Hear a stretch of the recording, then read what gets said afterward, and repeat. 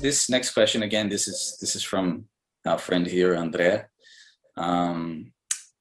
He said that he read an article, it's going to be linked here. It's about Zack Snyder's Success Beyond Learning Disability, about dyslexia. And Andrea said that he really felt represented because he was already an admirer of your work beforehand. And I quote, "And maybe the answers I seek here may serve as inspiration for a lot of people in creating more awareness about the subject." So the question is, how do you deal with the fact that you're an inspiration to people with learning disabilities by simply not letting dyslexia define you and being in spite of it, the great director and producer you are? And a little addendum to that question. And finally, when dyslexia becomes a challenge for you, where and how do you look for inspiration? Well, yeah, look, I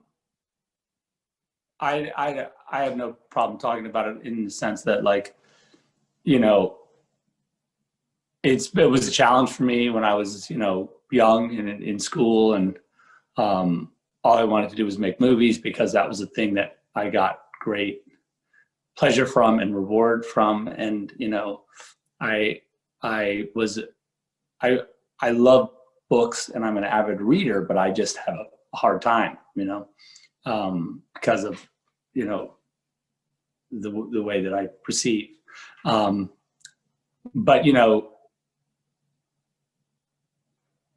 I've had a great sort of, one side of me anyways was really satisfied by art and drawing and sculpture and sort of visual expression. And I think that that started to, you know, was the thing that kind of made me feel unfrustrated by the way, and also the way the system was designed sort of not to support me when I was in high school. At that time, it was very difficult. You know, there was a lot of, you know, just, you know, difficulty. You know, my English teacher in high school was like worried about how what my career would be like, you know. And I'm like, he would be happy to know that I'm in the Writers Guild of America now. But you know, so, you know, I think that all those things are, they're all, you can transcend all those things with perseverance and with interest and with help. And I think that that's an important part of it. And I just think I've had to adapt and sort of, I have my own style of the way I write. I write all, you know, but you know, I'm pretty prolific, and I love, I listen to tons of audiobooks on tape, unabridged, hours and hours and hours. That's all I do when I'm driving in the car or whatever I'm doing. And it's helped me a lot.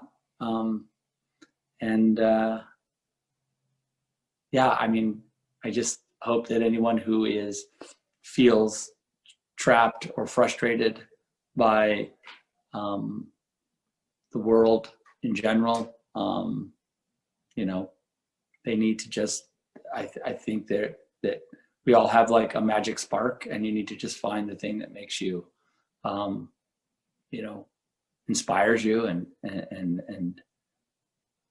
gets you excited, and pursue it as hard as you can. Find your passion in the world, because that's a great motivator.